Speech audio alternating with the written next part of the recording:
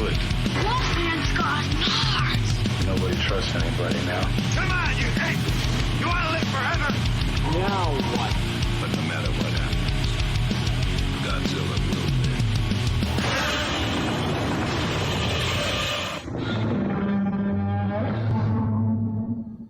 And welcome back to the 70th episode of the Monster Movie Stompdown. You got your host Sludge here, a co-host across from me. This is Mark. Our brother from Texas. Ruben. And we've got a good one in store for you guys. Since this is a surprise episode, we decided to drop on you all because we know we promoted the Godzilla King of the Monsters and the Pumpkinhead. We thought it would be fun to drop a third surprise episode for the Halloween season, as well as a few other things. The movie we picked for this one is The Black Cat, 1934. We'll break it down here in a second, but since you're getting this today as a special episode, there's many other things happening. If you've not seen already, the Monster Movie Stompdown Facebook group page is now running. So please go join that. It's going to be very much like our friends and Giving Back My Action Movies, horror movies, their groups. So it's going to be a community to where we can all talk about different monster movies and things like that. It's going to be tons of fun, very interactive. We'll be posting daily, so make sure and go over and join the group. Also, you'll see with the release of that and on the Sludgecast main page is we are doing Monster Movie Stompdown Monster Cards, celebrating the Halloween season and leading up to our Halloween episode. Every day, you will see a new Monster Movie Stompdown Monster Card get released. And of course, these are going to be big enough for you to use as wallpapers or whatever you'd like. But it's something fun we thought would be cool to do for you all and to kind of give back a little bit more than just the shows themselves. So a big special day for us over here at Monster Movie Stompdown with a lot going out. So definitely go check out the group, join the group, talk to us, be interactive, and enjoy the Monster Movie Stompdown Monster Cards. Again, we'll release one every day this week leading up to Halloween for our big Halloween episode, which Mark picked, and it is none other than Pumpkinhead. And I'm not going to lie, I've already watched Pumpkinhead twice. So, and we don't even record it till next week, after you guys hear this. And I'm pumped. That was a big childhood favorite of mine. But this time around for this episode, we're talking about The Black Cat. And it's going to be a little different for us because we are a monster movie show. That's all we do is monsters. And there's no normal monsters in this film.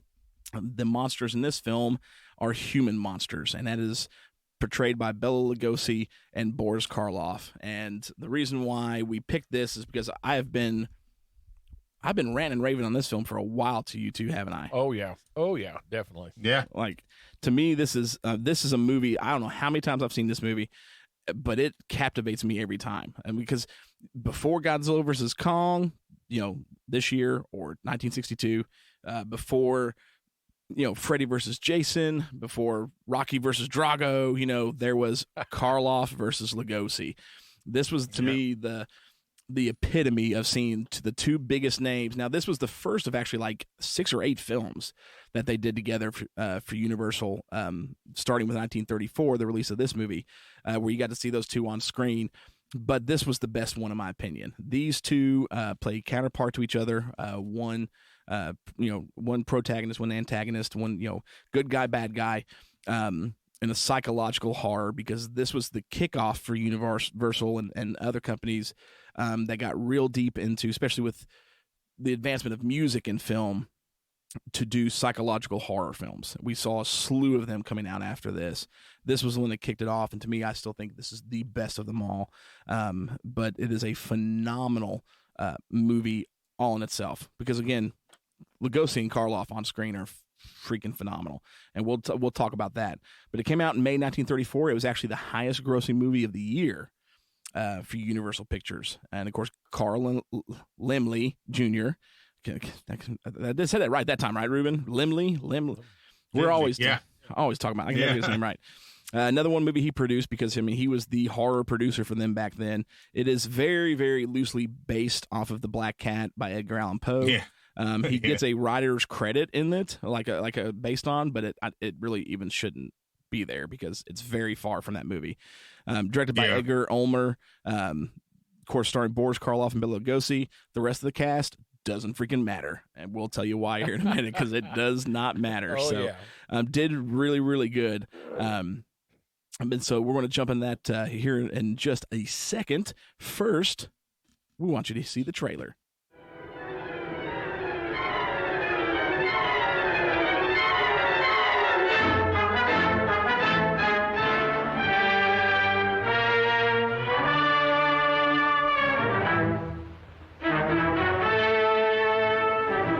ever hear of Satanism, the worship of the devil, of evil?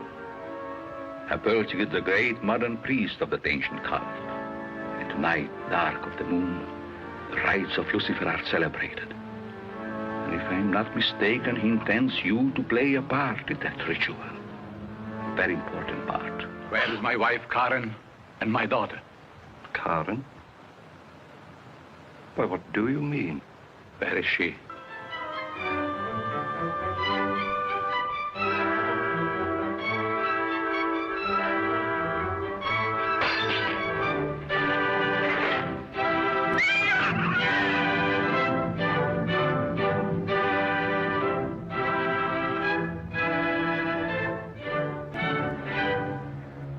Open the door.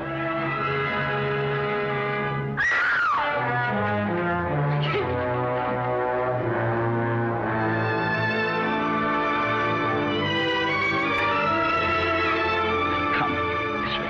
Peter, where is he? Never mind him. But you will be dead soon if you don't come with me quickly. And Karen? Karen is dead. No!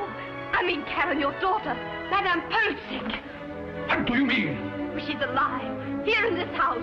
She's Persick's wife.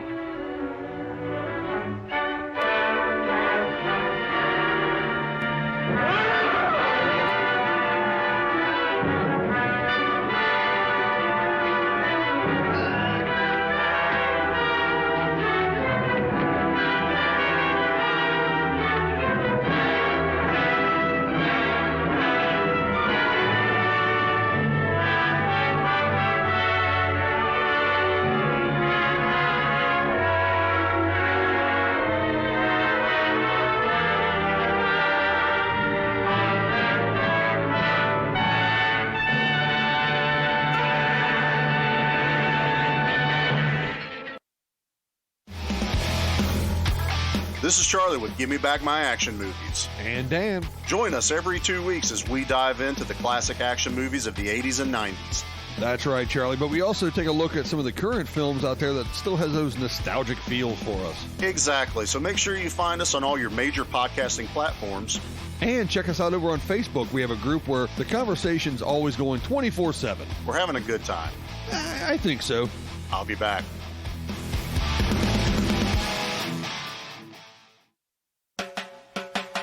Just how drunk are we gonna get? Welcome to Good Beer, Bad Movie Night, where each month we drink finely crafted brews while watching terrible films in order to see just how drunk you have to get to enjoy them. So tune in and join Troy. Kilmore Crites. Oh, that was pretty good. Thank you. Dave. I have the weirdest And Pete. IPAs are ales, meaning they are bottom fermented. Excuse me, they are top fermented. I that up. Try that again. As we drag Kathleen, Hear me. kicking and screaming through an alcohol-fueled podcast dedicated to movies of questionable quality and the frosty adult beverages that help make them tolerable. Good Beer, Bad Movie Night. Clearly, it's the beer's fault. All right, and that was the trailer for The Black Cat, and of course we had to show some love for all of our friends out there in the podcasting network that we are part of and love. I mean, Pete, Jimmy, Charlie, Dan, Nate, Cameron, all of them. If you're listening to us, go check out their shows. You'll absolutely love everything. There's more shows coming up in the future that I don't know if I'm at liberty to say, but because I don't want Dan to yell at me from Ohio. But I just got done doing an episode with them, which, if I remember the date right, you guys will hear next week for their Halloween episode on the Action Movie podcast. And I was kind of disappointed, Dan. I'm gonna call you out. Like, his rating for the upcoming movie, I was not happy with. But it's okay. I love him and his radio voice, so I'll let it slide one time and one time only. But definitely check out their episode next week for their Halloween special. Great movie. You guys are definitely going to enjoy it. And then at this point, you should have already checked out Charlie and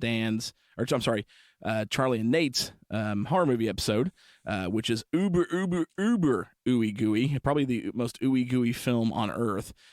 So check it out as well. But let's jump into it, man. The Black Cat. Again, 1934, highest grossing movie of the year for Universal, kicked off a slew of psychological horror, and you got to see the original kings of horror, Bela Lugosi and Boris Karloff, go toe-to-toe in this movie. And a quick rundown of the movie for this is you got Boris Karloff, who plays a character named Hjalmar Polzig, and then Bela Lugosi plays Dr. Vitas Wardegast. Wardegast. And the movie starts off with a couple who are kind of just movie fodder, honestly, to keep it moving. Peter and Joan Allison.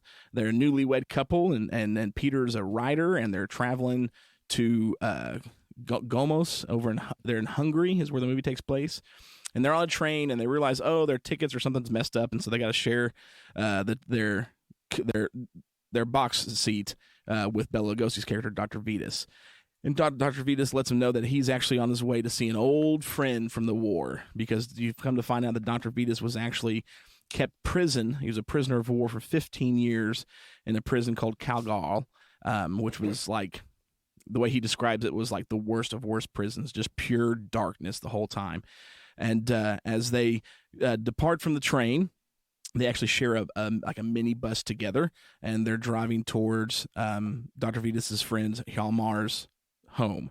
And Polzig's home was actually built on a war castle during the war, where they killed prisoners and kept a lot of weaponry, guns and turrets and things like that. He actually kept it, or went back to it, and built his home there.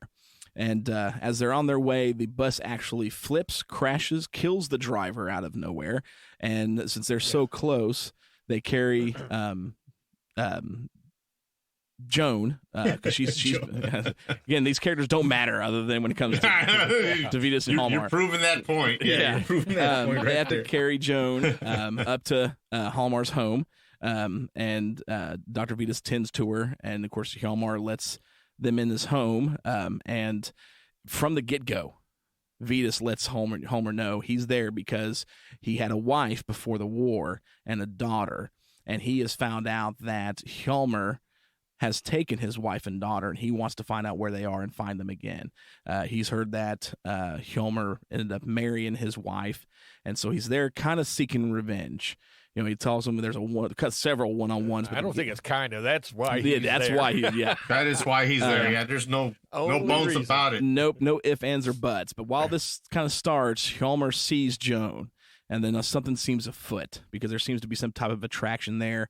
And as the movie unravels, you find out that Hjalmar is actually like the head priest for a cult of Satanists over in Hungary. And you find out that in the basement level, or the original castle level of this fortress that he's built his home on from the war, are dozens of girls, dead girls, who have been embalmed and encased in glass, and they were all part of a satanic ritual as sacrifices from Hjalmar. And you find out Hjalmar tells Vitas that his wife died of pneumonia, and so did his daughter, which was we find out is a major lie, that Hjalmar actually killed Vitas's wife. And you're seeing a woman in Hjalmar's bedroom at the beginning of the movie, where he tells him to stay in the room and not come out. And that's very key towards the end of the film. So as this is going on, and you start to see this game, as they call it, because Vitas straight up confronts Hjalmar and says, this is why I'm here. I'm not going to kill you. He tells him, I'm going to kill your soul slowly. Yes. I mean, it is, gloves are off the moment he walks through the door, and he just knows it. Well, then Hjalmar says, well, let's wait until it's just us. Let's play this game, but let's wait till it's just you and me and no one else is here. But what else unfolding is that Hjalmar, as you find out, is the head of the Satanist group. He wants to use Joan as the next sacrifice. And Vitas becomes aware of this, and now, on top of the revenge he wants to take, he also has to save the Allison couple in the process. Now, of course, the movie's called The Black Cat, and you're like, why is it called The Black Cat? It's because there's a black cat in this home that is owned by Hjalmar because of the occult issues that he has. And there's a depiction when you first see it that Dr. Vitas, who's actually a psychiatrist, world-renowned psychiatrist, somehow he managed to do that in 3 years after becoming a prisoner of war, but he did it. who cares? Because this acting is amazing. He is actually has a phobia of cats, and when you first see the black cat, he throws a knife at it. Actually, there's 2 cats. He kills the first one. No, with the knife. No, he didn't. No, yeah, that's the same cat. I'll check it. Check it, because I'm pretty sure it's the same cat. Because it does. It says he kills it, but then all of a sudden you see the cat again. Because Hjalmar because in the book he does kill a cat and then gets him another one. Okay. I think that in the poem, that's what you're thinking about. Yeah, because I was thinking in the movie, we're kind of getting off. Yeah, the movie, I think the black cat is basically the only thing about Edgar Allan Poe's deal. Yeah, well, because he talked about here, and he makes a comment about the 9 lives of the cat. Yeah. So I mean, I don't know. I mean, it may be implied that there's 2 cats there. I mean, is there 2 cats? Are we checking? I'm checking. Yeah, it is. Are we fact checking that? Fact check it. Oh, there, Facebook. It does say he does carry a second black cat around the house with him while he oversees his collection of dead women. Yeah. Oh wow. So okay. You see, and I thought it was the same cat in the movie. I thought it was the same. So, anyways, there's more than one cat, black cat in this. Oh yeah. Doesn't play a huge role other than the one scene in the movie itself. Yes. Other than Hjalmar carrying around a black cat the rest of the film. So Vitas finds out and realizes that Hjalmar's wanting to sacrifice Joan, and he has to stop it from happening. And it boils down to, once Joan's better, he confronts Hjalmar about it. Hjalmar's like, let's play a game of chess. If you win, I'll let him go. If I win, I'm killing her. And so they play this game of chess, and as this goes on, Peter, the husband, starts to find out what's going on, and Vitas kind of alludes to what's happening. So he tries to call a hotel to try and get them out of there as the game's going on, but to no avail. They can't escape. They can't get out, and Hjalmar ends up beating Vitas.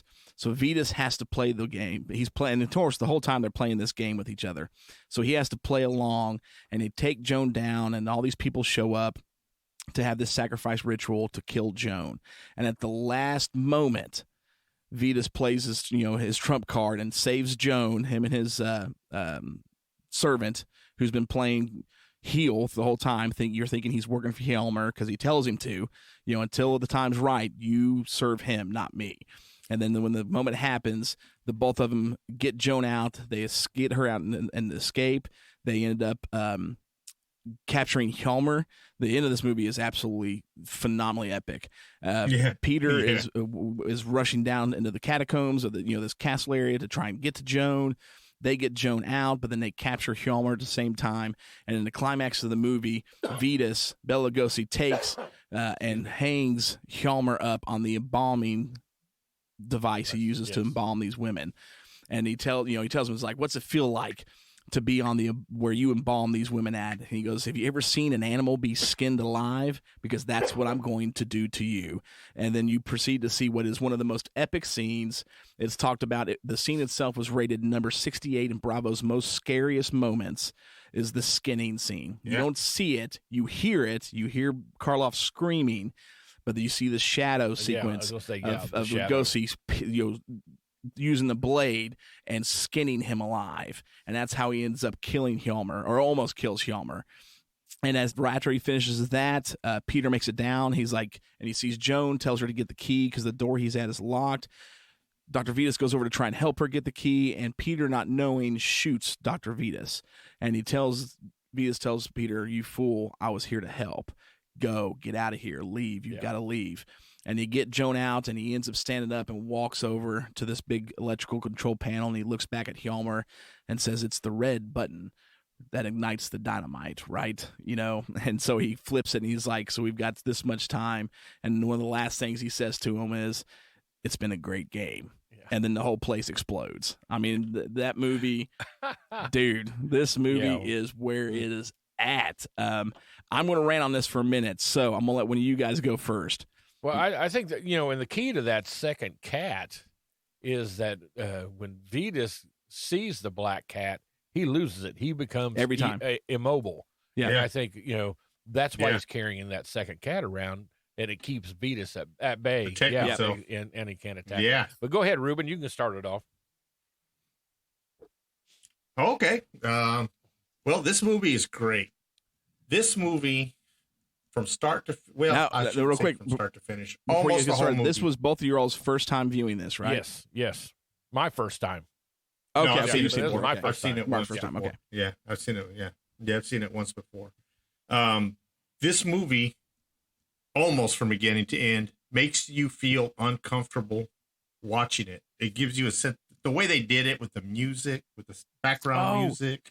Rude, I'm so sorry. I It's- totally forgot the key point. In the synopsis, we got to start talking about the climax at the end. What sets Vetus off at the end finally is the woman in the bedroom you Yes. find out is actually his daughter. Yes. And instead of him getting to save his daughter, that's what sets him off. Dahmer Yeah. kills her. Right. Not in the ritual, just flat out kills her, and he finds the body, and that's when everything flips. Yes. Yeah. That's when he loses it. See, so to me, that's when he decides. I don't know if he was going to skin him alive to begin with, but I think at that moment he goes, you know what, this dude's going to suffer for what he just did, because he finds her. He finds her body down there, and then he loses it. And that's when he puts him up in that embalming deal and starts skinning him alive. To me, that's what set him off, and I was going to get to that, but you're right. That's a major point in the plot. I mean, why he loses it. Well, when he and ends goes up down doing there, that. he's thinking she's alive because Joan has just told him she's Yeah. alive, Yeah. and when he goes down there, she's alive. He's already killed her. Yeah. You see, but I think she lied to him. I don't think she trusted him all the way, because in one scene she finds her and she says, "No, your dad's alive," and then she goes over to the other room, and then he goes over there, and then you hear her scream, like he killed her right then and there. Yeah, I think because everything was but I don't exposed. know that Joan knew that. Right. That's what had happened. But You don't think Joan knew knew that? I you see, when I saw it, I'm like, well, I don't know if she's lying to him or not, just to save her Right. skin. She knows she has to get out of there somehow. But back to that, this movie, there's not very many movies that make me feel, give me that, and I love it, by the way. I want a movie that gives me a sense of dread. I want to be scared for wherever character is, what's around the corner, or what's about to happen to them. That to me is the key to an excellent horror movie. A psychological horror movie, I guess, is what I like. So this movie, from beginning to end, with the background music that's almost throughout the whole movie, you've got that little soundtrack in the background, going. And Lugosi and Karloff just hit it out of the park, because it's so funny that you can tell they have contempt.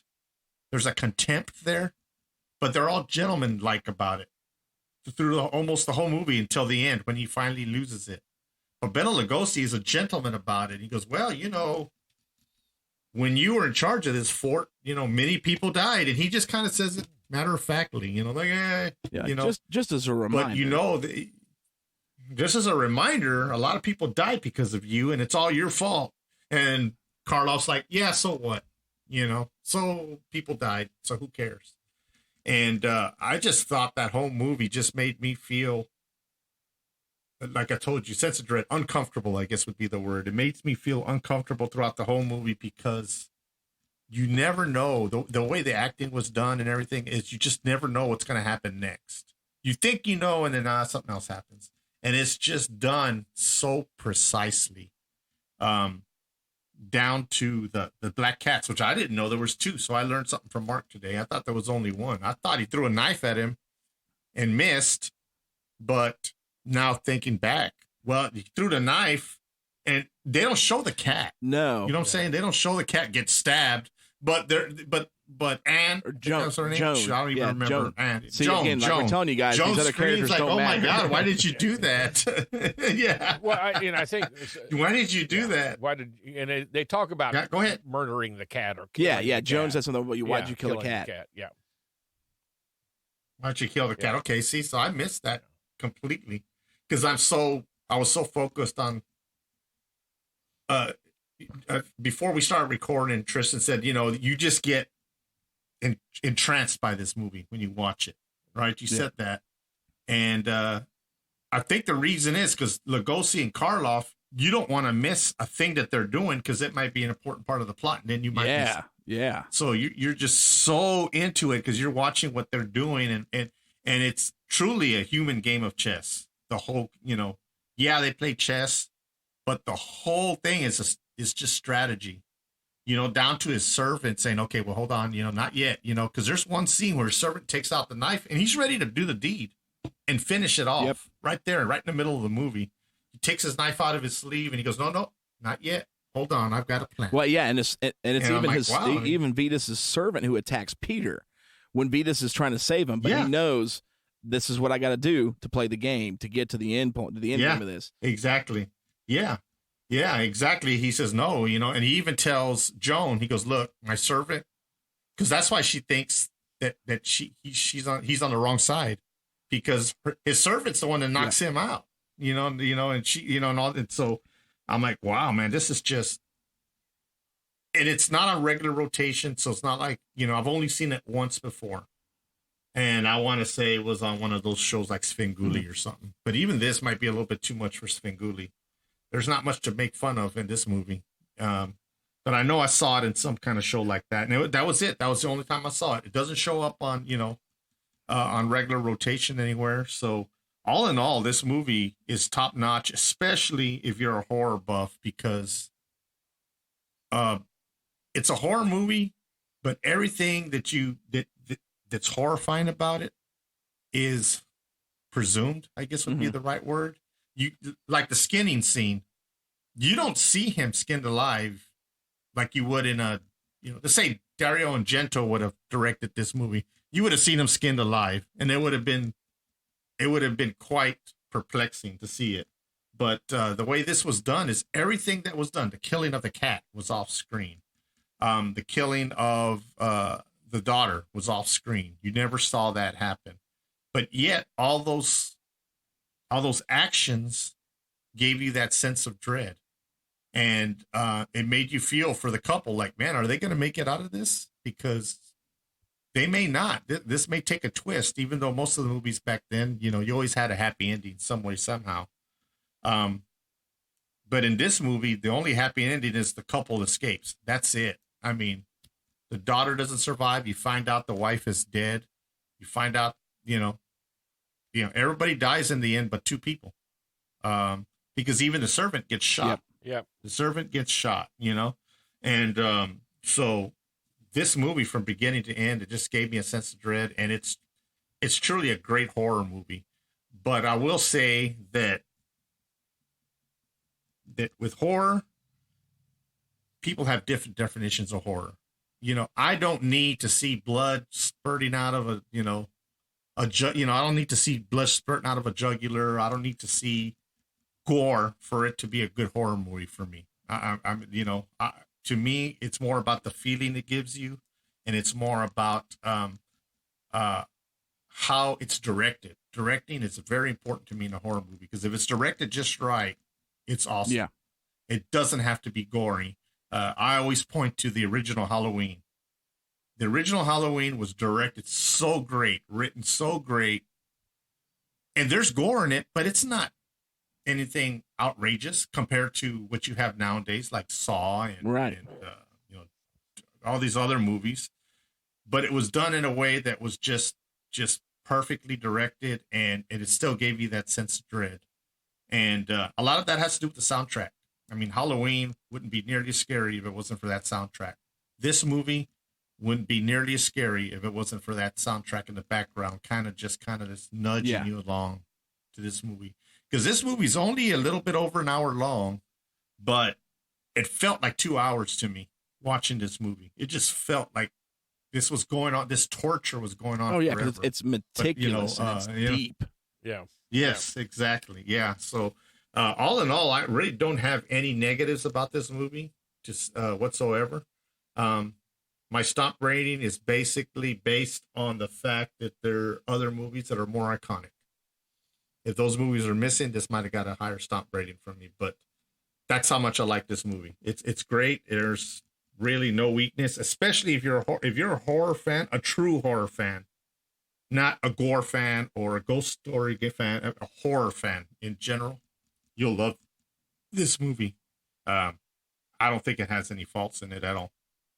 That's it, man. I hope one other thing. I don't know if any guys noticed, John Carradine makes an appearance in this. I did not notice I did that. not. As the organ player. As the That organ player. was him. He's the organ player. Okay, yeah. He's uncredited. As soon as I saw him, I said, "Man, to me, he's part of that Universal Monster mythos.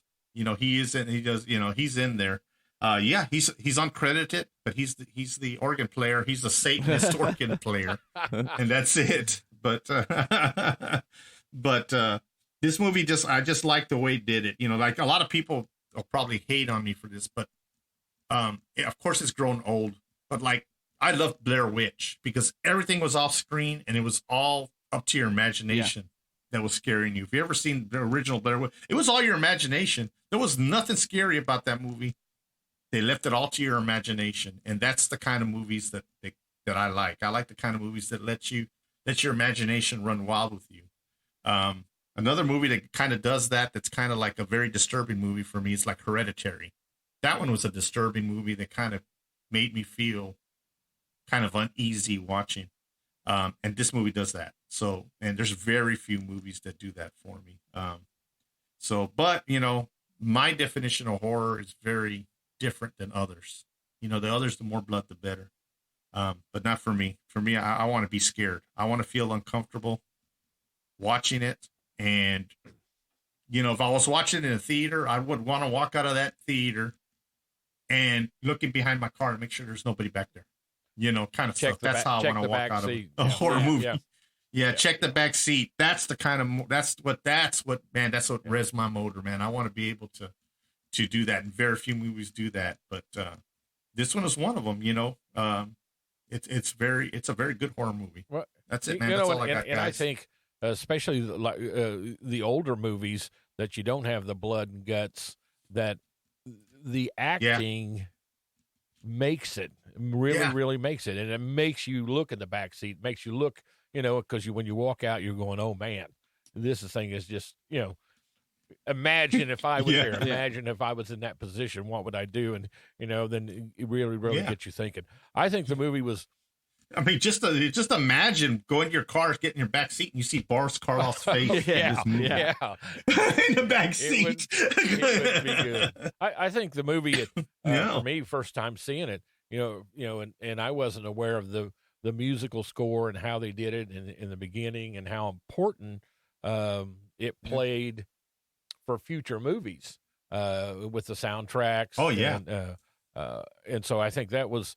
And I told Chase when I got here tonight, I was like, that was some crazy. Some of that music was kind of crazy on that going with the scene, but thinking back and just thinking on it, it's 1934, and they're just starting this stuff, getting this going. I think overall it was a great soundtrack. It kept the movie going, and it really, really did. I thought. Yeah, I read somewhere that this was one of the first movies to employ that technique where there's music throughout, not just in the beginning and the end. And it worked. So, and it worked good, I thought. It did. The acting, Lugosi and Karloff, I mean, good Lordy. I mean, it just doesn't stop. You can't beat that. They're intense, and just about every scene they're in together is just, you're just glued to it. There's an intensity. And I think that was, to me, that what really got me throughout this movie, and I'm watching it, plus everything going on, with work and all that stuff. I miss like the last 10 minutes of this movie when I watch it, and I'm like, I pull up and I'm out in the driveway here, and I'm not even letting anybody know I'm here yet. I'm out here watching. I'm finishing this movie off. Oh yeah, I'm finishing like, up the movie, because it's so intense, and and the whole thing, the whole script, the storyline, everything I think is just phenomenal, and it keeps you glued to the screen, and I think that's what's amazing about the movie. And I'm with you. There's no negatives all in the movie, and I think that. Overall, especially for the time period, man, they hit it, and they hit it good. And I try to think back, what people that went to the movie theaters to see this movie. Oh yeah, what? Oh, back then, to me, they were probably just scared to death. Yeah, because it was pre-code. That was pre-code. Oh, yeah, it definitely was. And so, to me, a big thumbs up. And I know this is, you're over here and you keep looking at me biting at the bit. Oh, dude, I love this movie. I know. I can see it. I can see it through there. Okay, yeah, you can't wait to tear into this. Time now, Mark, because I am ready to take off. But, and I think in our Stomp ratings, we'll show it that this was a movie that changed the path of movie making, especially when it comes to psychological horror movies and that stuff. Change. This one was a groundbreaker, I would call it. Yeah. And where Hollywood would go and Universal Pictures would go, and just about everybody. So yeah, I'm going to give it to you now, man. I'm going to let you have it. Dude, and you were right. I mean, this movie set the stage for psychological horror. One thing is, there's a documentary that came out years ago. It's an absolutely amazing documentary. I think it's the best documentary when it comes to not just, it's about horror movies, but just movies, period. It's called Nightmares in Red, White, and Blue.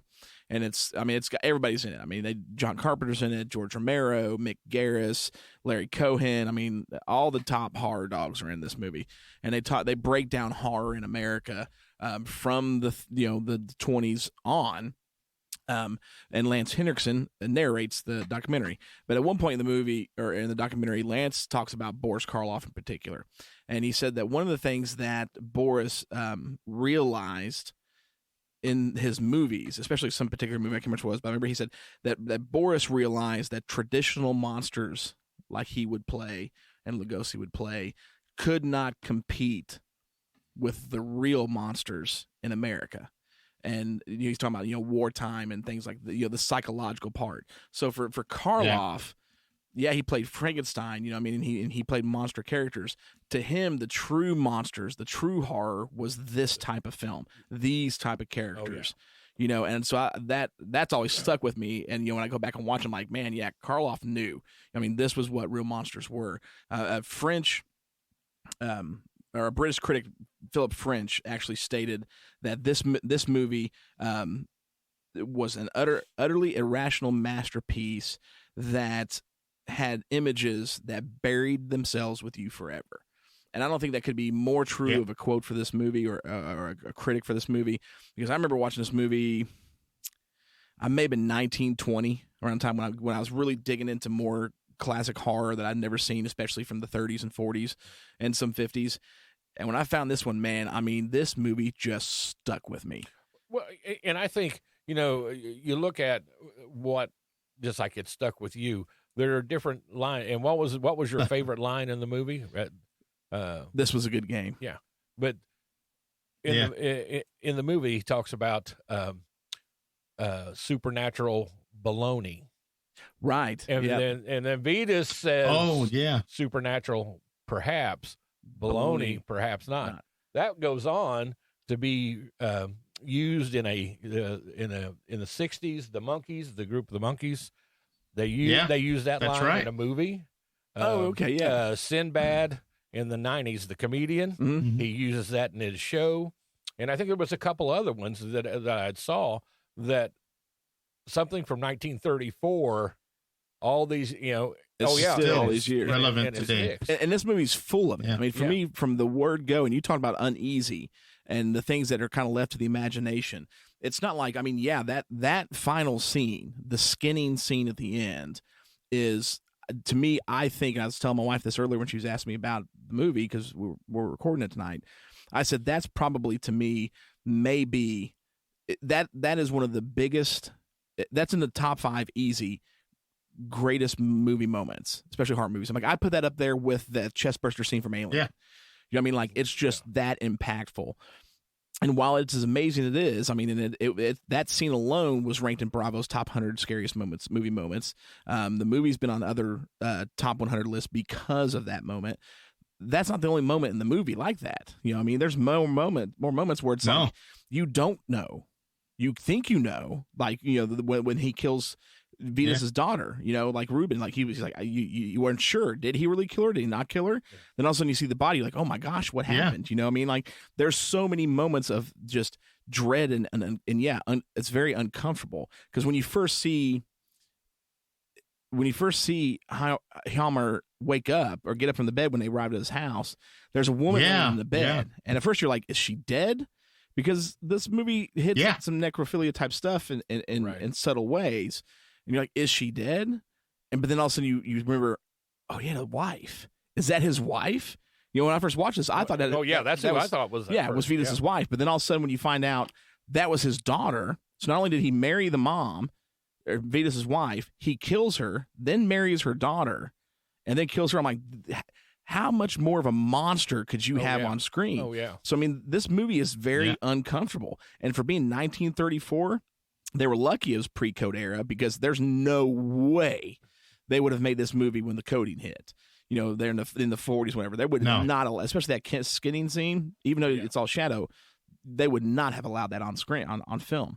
This movie's just, I'm with Ruben. You said it perfectly. Like it's uncomfortable, and it's relentless. I mean, it is an hour long, but it seems longer because of Karloff and Lugosi. Yeah, they are so good that they just suck you into this movie. And every, scene that may be a minute and a half in that scene before it cuts the next one, that turns to 10 because you are enveloped in what's going on, especially those two, because, they play it with such a vernacular and they're so almost nonchalant, gentlemen, like Ruben said about it. They know. I mean, from the very beginning, Vitas does not hold anything back. I'm going to kill you. And so much so, it's like, I'm going to kill your soul slowly. Yeah. Oh, yeah. And Hjalmar's just like, whatever, man, bring it, okay? I mean, it's this, and it becomes this game, and it is absolutely epic. Somebody else had, another critic had stated that this was, of course, the first, but the best of the films that those two did together. Because it absolutely is. I mean, when I look back, and I mean, I love Godzilla vs. Kong because you see two movie titans throwing down. I love Freddy vs. Jason, the fight scenes, everything else they got rid of. I love that, but none of those, even Godzilla vs. Kong, I don't think holds a candle to this movie. Seeing these horror icons go toe to toe, because it is just masterful from the word go and doesn't stop. And the both of them play the roles perfectly. I mean, and Karloff, just with his look, there's just scene. I mean, when he walks into a room, you're just like, chills down your spine. Dude doesn't have to say a freaking word. Oh yeah, it's just that look. Just that look on his face. Like, the next morning after they first get there that night, Vitas is in the room talking to Joan, wanting to check her, her bandage and stuff. And then Hjalmar walks through the door, doesn't say anything. And she instantly like takes her clothes and like closes herself, like shows no skin because she's instantly terrified of this man. Oh yeah. I mean, he just has that look of he's just evil. Where Vitas is like, he's the guy that you want to root for because he's been in prison for 15 years. And this guy has, who was his friend before, who killed 10,000 soldiers, took his wife and daughter. You want to root for him. But then as the movie goes on, you realize that Vitas can be and does become just equally as evil, equally ruthless. He's just as like your man. He's just as evil and ruthless as he. Because when he's got him up on that embalming table and he's like, "Have you ever seen an animal get skinned alive?" He's smiling at that moment, like he is. That's almost a joy. Even in the beginning, they're on the train in the very beginning. And Joan and Peter are asleep, and he reaches over and rubs her hair. Yeah, and I'm thinking, wait, who is this dude, man? What's going on a minute here? Prior, he sees the bag about to fall and saves Joan. It's like, he's a good dude. And he's rubbing her hair. And he's like, dude, well, I don't know about this man. Yeah, I was like, wow. The acting was, I mean, and the guys who played Peter and Joan, even the servants. Like, everybody did a good job in this movie. The lady who played Joan did a fantastic job, and the guy who plays Peter for the character he's supposed to be, he did a fantastic job. And so I don't want to knock any of the side characters because they all did great, but no matter how good they did, you're not gonna outshine Lugosi and Karloff. Nothing matters. It's not gonna happen. I felt like, especially when it came to that chess scene, I felt like I was going back to Ingmar Bergman's the Seventh Seal.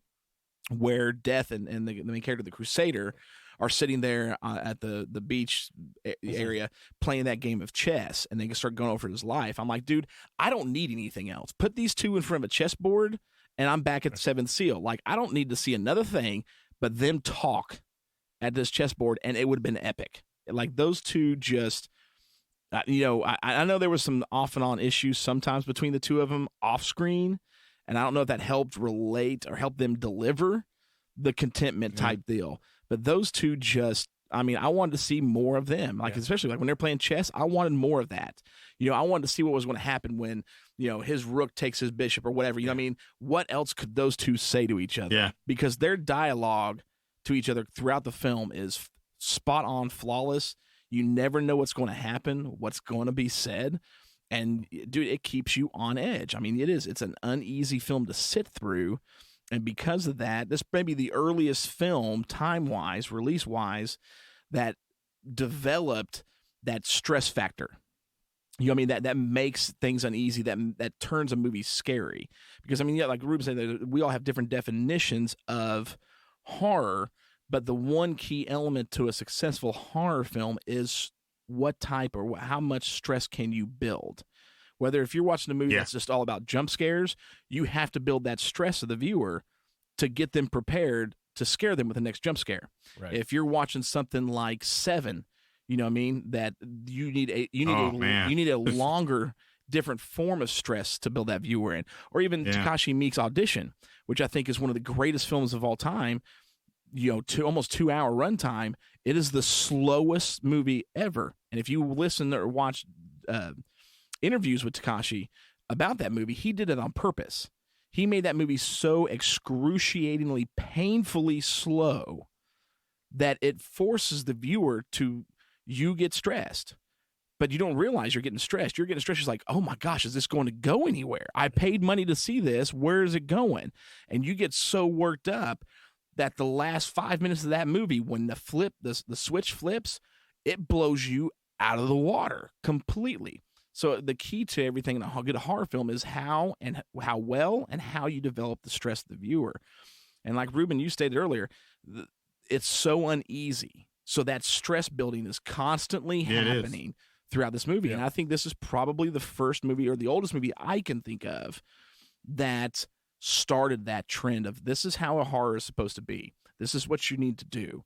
Okay, it's not going to be about shock and awe. You've got you got somebody watching this, and you need to build them up to an expectation, stress them out in some way or another, and then hit them with the reveal. You know what I mean? And so by the time you get to that moment, because they give you little stress breathers, they're epic scenes. You know what I mean? The death of his daughter, the realization that that's his daughter, things like that, where you get a little breather, but then you have to start building that stress again. But the moment it comes to that skinning scene, oh yeah, that's it. I mean, that's huge, and everything that you've been building up for the last hour of the movie turns into one of the greatest film payoffs of all time. Because and you don't even see it. It's just it's off camera. Well, it starts the moment those two walk into the room together. Oh, the moment, the very beginning. Oh yeah, that's where it starts and just works it, and you're just builds, and it's to me this is, and for a monster movie show, human characters can be the greatest monsters. And to me, I don't know that there's a better film depiction of how monstrous we can be. Right. You know what I mean? Other than this, the only thing I can think of even close to this is a newer film. I'm pretty sure both of you guys have seen it. It's a Korean film called I Saw the Devil. I don't know if you saw that, where the guy, there's a serial killer. Oh, yeah, I have. And the cop, goes after him. That's probably the closest thing I could think to this is how far, where's the line? Where's the line that you cross to where no matter how dark things get, you're still not a monster as a human? Where's that line at that you cross? And for Karloff's character in this movie, that line was crossed decades ago. Yeah. He is the epitome of a monster in this movie from the word go. Vitas is at the beginning is kind of towing that line already because he's there for revenge. He wants to know where his wife is, what happened. He was in prison for 15 years because of this guy. He's there for revenge. So he's already towing that line. But then as the movie progresses and things happen, you see him cross that line with the death of his daughter. And it's, to me, there's no better depiction of how monstrous humanity can be than this movie right here. And to boil it down into two characters. There's other movies about topics that shows the monstrosity of mankind, but if you're watching a fictional film and you've only got two characters, there's no better monsters on film, I think, than the original Kings of Monsters, than Dracula and Frankenstein monster himself. So I can go on for a while, but I'll leave it at that. Okay. Well, the thing is, though, with and I'll just use Karloff as an example. We have all these movies about serial killers and all that. Man, you insert Karloff in this, the way they had his makeup and everything, into any of these movies, and it's twice as terrifying. Because just insert them. Insert him instead of Norman Bates in Psycho. Yeah. And you got, Dude. My goodness. Yeah. I'm like, man, yeah, Norman Bates is crazy, but he seemed like a normal guy. And I know sometimes for serial killers, you want everybody to think you're normal, but man, to me, you insert someone like Karloff into any of these characters, in any of these modern movies with his acting method, and man, it would instantly make the movie better. Put him in the role of Michael Myers. You put him in the role of Michael Myers and you take that mask off. Oh, man. Please put that mask back on. Like, that mask is less terrifying than Karloff's face, Just the way he can emote on screen. He is truly terrifying. Yeah. It's just, I thought about that while watching the movie. I said, man, this guy's just terrifying. Lugosi is too, but Lugosi was more. He's more. There was madness in his eyes. Yeah. For Lugosi. Lugosi was more, there was madness in his eyes.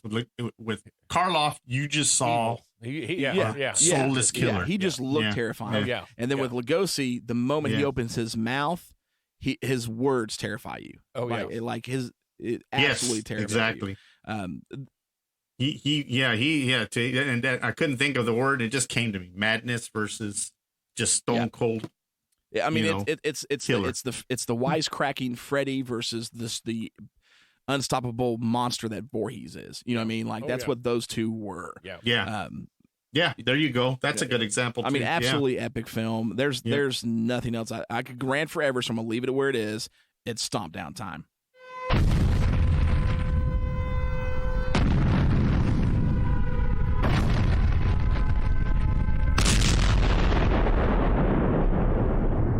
All right, and overall, this movie got 4.5 stomps from us. I'll be honest, you got a straight 5 from me, 4.5 or 4 from the other guys, which make it a 4.5. Everybody needs to watch this movie. Oh, most definitely. Yeah, most definitely. It is. I would put this above. I would put this in the category of, like, this is, to me, even though it's kind of harder to find, which is a terrible tragedy to cinema, in my opinion.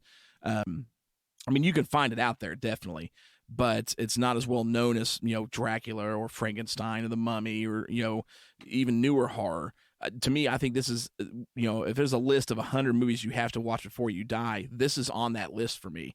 And it's pretty high up on that list because I don't think there's anybody who could watch this and not walk away going, holy cow, that was an unreal ride of a movie. Yes. It'll blow you away. This is the foundation of what of horror movies, what they are today. I think the psychological part and all that. This kind of laid the foundation and said, this is what a serial killer should be like. Yeah. This is what, a madman should be like. This is what, it's just, I bet if you would talk, to anybody and anybody who's done horror, I guarantee you've seen this movie, and if not, they should before they go into a movie to act. Because if they go see this movie before, let's say Nick Castle didn't have any words, but what I'm saying, if he saw this movie, he says, okay, here's my baseline. This is where I'm going with it. It's just incredible for me to watch these two on screen. It leaves me speechless. That same here, man. Every time I've watched this, I don't know how many times I've watched this movie. To be honest, because I watched it earlier today. I watched it last night. Like, I watched this movie. I love this movie. It is so good. that I cannot recommend it enough. It's one of the few films that we've done so far that I personally have given it a 5. I highly recommend this to most people. You haven't handed out a whole lot of 5s. No, and we're talking, Alien, you know what I mean? Like, family opera. I don't even think you can count them on one hand, right? Maybe 5. Yeah. Maybe 5. If there's 5 of them, this is the 5th one. Yeah. The original Godzilla. Yeah. I put this movie on par with those movies. It's just, it is the epitome of, to me, classic horror cinema. I love Dracula, Frankenstein, but when it comes to true classic horror of the 30s, this was kind of the underdog. It was the biggest film of the year for Universal, but it's not as popularly known as the Universal monsters. To me, this was the epitome of Universal for the 30s. Exactly. So, yeah. Anything else, guys? Yeah. No, that's good. No, man. Just go out and watch it, man. If you're a horror fan, go a watch monster it. fan, this one's one you have to watch, and I think it'll clarify a lot of things for you on modern horror too. Yeah, I think it's a history lesson. I agree. And if you can't find it and you're listening, you can't find this movie, I want you all to see it so bad. Message me, and I will make sure you get it one way or another somehow. That's awesome. So that you guys can watch this, because this is an epitome film. And again, aside from all this, the horror aspects and the quality of the film, and that it's again, this was before Godzilla vs. Kong. This was before Freddy vs. Jason, before Rocky and Drago. This was the true kings of horror, the true movie icons, going toe-to-toe for the first time on screen, and it's a sight to behold all in itself. So, yeah. All right, guys. Well, hopefully you guys enjoyed it. Our special kickoff for Halloween episode. And, of course, again, join the group online, and check out the Monster Movie Stompdown Monster Cards. We'll be releasing one every day this upcoming week, promoting the Halloween episode, which, of course, is Mark's pick of Pumpkinhead. Phenomenal movie. I love this movie. Gavin actually was like, Dad, can I watch it with you? I'm like, no, you were not watching this movie, because he kept thinking it was like a monster with like a pumpkin for a head. And I'm like, no, dude, totally not. He's called Pumpkinhead because he's a pumpkin patch, gravesite. And then I had it pulled up, and I had a picture of Pumpkinhead on the phone, because I was looking some things up on it. And he's like, what is that? That's scary. I'm like, that's Pumpkinhead. He's like, oh, no. I was like, yeah, you ain't watching that one, man. No way. So, but I'm pretty pumped. And again, Pete, as you're listening, not saying it yet, because we're going to tell you all what we're doing on the Pumpkinhead episode itself. We're going to do something really cool, really special. And if anybody's going to figure it out, it's going to be Pete. If he doesn't figure it out, I will have successfully driven that man insane. Well, so he's already working on it. Yeah, we know he's working on it. He's already messaged me about it, and so he's trying to figure it out. So we will see, Pete. Pete, I'll tell you this: if you can figure it out, what it is, you will receive a prize. What we experience, that's a challenge. What we experience and go through for this episode. That's going to be the surprise for it. I will make sure and send you a copy as well. So does he have to notify you prior? Hey, Pete, I'm available for briberies, man. Yeah. Briberies. I'm available. Don't listen to him. So, yes, Pete. Okay. So, before the episode releases, we will sell him out, Pete. We will. Yeah, they will. The right dollar amount, we'll take it. Those are the co-hosts I got. They'll throw me under the bus real quick. So, all right, Pete, right away. The Halloween episode comes out Saturday, the 30th. Okay. So, Pete, 30th is the cutoff line. If you cannot figure it out, message me and let me know by the 30th,